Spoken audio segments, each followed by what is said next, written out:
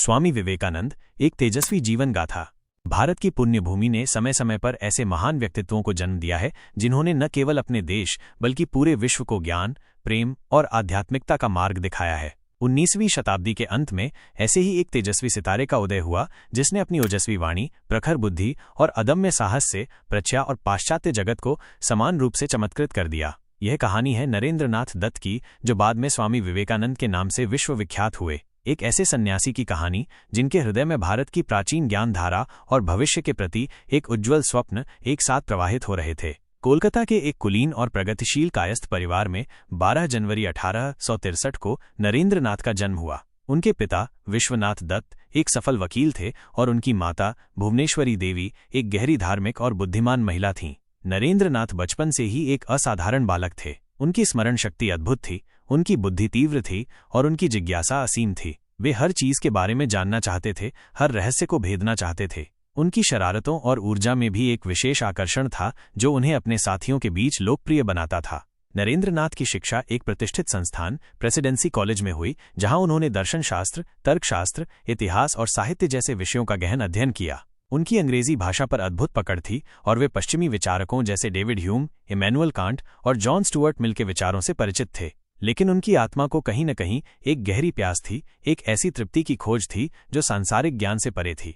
इसी खोज ने उन्हें रामकृष्ण परमहंस के पास खींचा। रामकृष्ण दक्षिणेश्वर के काली मंदिर के एक सरल और निष्कपट संत थे जिनकी आध्यात्मिक गहराई और ईश्वर के प्रति अनन्य भक्ति ने अनगिनत लोगों को आकर्षित किया था। नरेंद्र नाथ पहली मुलाकात में रामकृष्ण के तर्कों और दावों को चुनौती देने आए थे, लेकिन धीरे धीरे वे उनकी आध्यात्मिक शक्ति और प्रेम के आगे नतमस्तक हो गए। रामकृष्ण ने नरेंद्र नाथ की प्रचंड प्रतिभा को पहचाना और उन्हें अपने सबसे प्रिय शिष्यों में से एक माना। रामकृष्ण ने नरेंद्र नाथ को वेदों, उपनिषदों और अन्य भारतीय शास्त्रों के गूढ़ रहस्यों से अवगत कराया। उन्होंने उन्हें सिखाया कि सभी धर्म एक ही सत्य की ओर ले जाने वाले अलग अलग रास्ते हैं। उन्होंने उन्हें निस्वार्थ सेवा और मानव कल्याण के महत्व को समझाया। रामकृष्ण के सान्निध्य में नरेंद्र नाथ का बौद्धिक जिज्ञासु मन एक प्रबुद्ध आत्मा में रूपांतरित होने लगा। 1886 में रामकृष्ण परमहंस का निधन हो गया। ये नरेंद्र नाथ और उनके अन्य शिष्यों के लिए एक गहरा आघात था, लेकिन इस कठिन समय ने उन्हें और भी करीब ला दिया। उन्होंने संन्यास लेने और रामकृष्ण के संदेश को फैलाने का संकल्प लिया। नरेंद्र नाथ ने विवेकानंद नाम धारण किया, जिसका अर्थ है भेद बुद्धि का आनंद। स्वामी विवेकानंद ने पूरे भारत की यात्रा की, पैदल ही एक छोर से दूसरे छोर तक घूमे। उन्होंने भारत की गरीबी, अशिक्षा और सामाजिक बुराइयों को अपनी आंखों से देखा। उन्होंने महसूस किया कि भारत की आध्यात्मिक विरासत अत्यंत समृद्ध है, लेकिन आम लोग अपनी बुनियादी जरूरतों के लिए भी संघर्ष कर रहे हैं। उनके हृदय में अपने देशवासियों के लिए गहरी करुणा उत्पन्न हुई और उन्होंने उनके उत्थान के लिए अपना जीवन समर्पित करने का निश्चय किया। 1893 में शिकागो में विश्व धर्म संसद का आयोजन हुआ। स्वामी विवेकानंद ने भारत का प्रतिनिधित्व करने का फैसला किया। उनके पास न तो पर्याप्त धन था और न ही कोई प्रभावशाली परिचय, लेकिन उनके हृदय में अपनी बात रखने का अटूट विश्वास था। शिकागो पहुंचने पर उन्हें कई कठिनाइयों का सामना करना पड़ा, लेकिन उनकी दृढ़ता ने उन्हें हार नहीं मानने दी। 11 सितंबर 1893 का दिन भारतीय इतिहास और विश्व धर्म के इतिहास में एक स्वर्णिम अक्षर के रूप में अंकित हो गया। स्वामी विवेकानंद ने जैसे ही मंच पर खड़े होकर कहा, अमेरिका के मेरे भाइयों और बहनों, पूरा हॉल तालियों की गड़गड़ाहट से गूंज उठा। उनकी वाणी में एक अद्भुत आकर्षण था, उनके शब्दों में सत्य की शक्ति थी और उनके व्यक्तित्व में एक दिव्य तेज था। उन्होंने हिंदू धर्म के उदार और सहिष्णु सिद्धांतों को पश्चिमी जगत के सामने रखा। उन्होंने वेदों और उपनिषदों के ज्ञान, योग और वेदांत के दर्शन को सरल और प्रभावी ढंग से समझाया। स्वामी विवेकानंद के भाषण ने शिकागो धर्म संसद में तहलका मचा दिया। पश्चिमी विद्वान और आम लोग उनके ज्ञान और व्यक्तित्व से प्रफुंडमेंट प्रभावित हुए। अमेरिकी अखबारों ने उन्हें साइक्लोनिक मॉन्क ऑफ इंडिया कहा। वे रातों रात एक विश्वविख्यात हस्ती बन गए। शिकागो के बाद स्वामी विवेकानंद ने संयुक्त राज्य अमेरिका और यूरोप के कई देशों की यात्रा की। उन्होंने वेदांत के दर्शन और भारतीय संस्कृति के महत्व पर व्याख्यान दिए। उन्होंने पश्चिमी जगत को भारतीय आध्यात्मिकता की गहराई और वैज्ञानिक सोच के साथ इसके सामंजस्य से परिचित कराया। उन्होंने पश्चिमी देशों में रामकृष्ण मिशन की नींव रखी, जिसका उद्देश्य वेदांत के संदेश को फैलाना और मानव सेवा करना था। स्वामी विवेकानंद न केवल एक महान आध्यात्मिक गुरु थे, बल्कि एक प्रखर देशभक्त और समाज सुधारक भी थे। वे भारत के युवाओं को शक्ति, साहस और आत्मविश्वास का संदेश देते थे। उन्होंने उन्हें अपनी प्राचीन विरासत पर गर्व करने और भविष्य के लिए एक मजबूत और समृद्ध भारत का निर्माण करने के लिए प्रेरित किया। उनका प्रसिद्ध नारा, उठो, जागो और तब तक मत रुको जब तक लक्ष्य प्राप्त न हो जाए, आज भी युवाओं के लिए एक प्रेरणा का स्रोत है। स्वामी विवेकानंद ने शिक्षा के महत्व पर जोर दिया। वे ऐसी शिक्षा प्रणाली चाहते थे जो न केवल ज्ञान प्रदान करे बल्कि चरित्र का भी निर्माण करे। उन्होंने महिलाओं की शिक्षा और उनके सशक्तिकरण की वकालत की। वे जातिवाद और सामाजिक भेदभाव के कट्टर विरोधी थे और उन्होंने सभी मनुष्यों की समानता और सम्मान के लिए आवाज उठाई। स्वामी विवेकानंद का जीवन एक संक्षिप्त लेकिन तेजस्वी यात्रा थी। उन्होंने केवल 39 वर्ष की आयु में 4 जुलाई 1902 को बेलूर मठ में समाधि ले ली, लेकिन इतने कम समय में भी उन्होंने जो काम किया वो युगों युगों तक लोगों को प्रेरित करता रहेगा। उनकी वाणी आज भी गूंजती है, उनके विचार आज भी मार्गदर्शन करते हैं और उनका जीवन आज भी एक प्रेरणा का स्रोत है। स्वामी विवेकानंद की शिक्षाओं का सार यह है कि मनुष्य की आत्मा दिव्य है। हर व्यक्ति में अनंत शक्ति और क्षमता छिपी हुई है। हमें इस दिव्यता को पहचानना होगा और अपने भीतर की शक्ति को जगाना होगा। उन्होंने सिखाया कि निस्वार्थ सेवा ही सच्ची पूजा है और मानव कल्याण ही जीवन का परम लक्ष्य होना चाहिए। स्वामी विवेकानंद ने भारत को अपनी आध्यात्मिक जड़ों से जुड़ने और पश्चिमी विज्ञान और प्रौद्योगिकी को अपनाने का आह्वान किया। वे एक ऐसे भारत का सपना देखते थे जो अपनी प्राचीन ज्ञान परंपरा और आधुनिक प्रगति के समन्वय से विश्व गुरु का स्थान प्राप्त करे। उनका ये स्वप्न आज भी करोड़ों भारतीयों को प्रेरित करता है।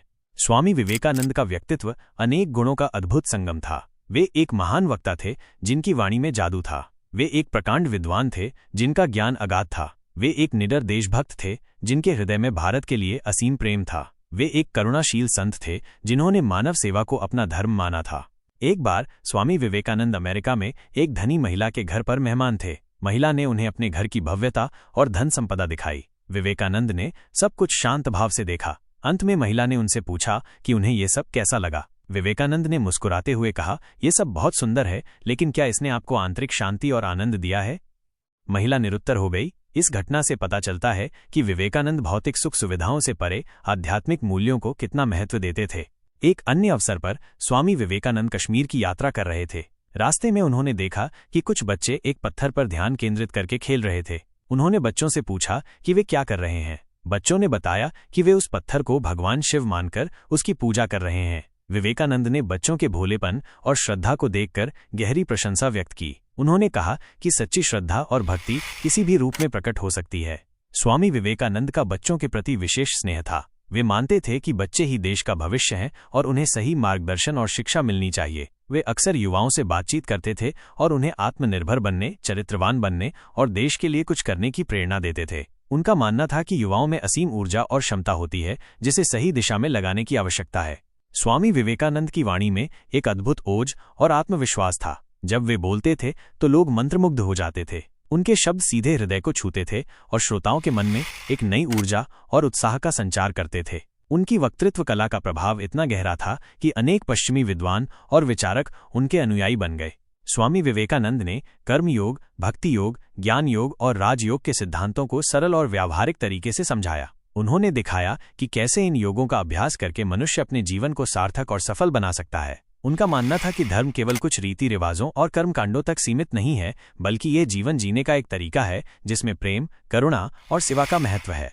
स्वामी विवेकानंद ने पश्चिमी सभ्यता की भौतिक प्रगति की प्रशंसा की, लेकिन उन्होंने पश्चिमी लोगों को आध्यात्मिक मूल्यों और आंतरिक शांति के महत्व को भी समझाया। उन्होंने प्रशा और पाश्चात्य जगत के बीच एक सेतु बनाने का प्रयास किया ताकि दोनों संस्कृतियां एक दूसरे से सीख सकें और मानव कल्याण के लिए मिलकर काम कर सकें। स्वामी विवेकानंद का संदेश आज भी उतना ही प्रासंगिक है जितना 100 साल पहले था। उनके विचार हमें आत्मविश्वास, साहस और सेवा भाव सिखाते हैं। वे हमें अपनी जड़ों से जुड़े रहने और आधुनिक जगत की चुनौतियों का सामना करने के लिए प्रेरित करते हैं। उनका जीवन एक ज्वलंत उदाहरण है कि कैसे एक साधारण व्यक्ति अपनी असाधारण प्रतिभा और दृढ़ संकल्प से विश्व को बदल सकता है। स्वामी विवेकानंद ने कभी भी भौतिक संपत्ति को महत्व नहीं दिया। उनका असली धन उनका ज्ञान, उनका चरित्र और उनका अपने देश और मानवता के प्रति अटूट प्रेम था। उन्होंने एक साधारण सन्यासी का जीवन जिया और अपनी शिक्षाओं के माध्यम से लाखों लोगों के जीवन को समृद्ध किया।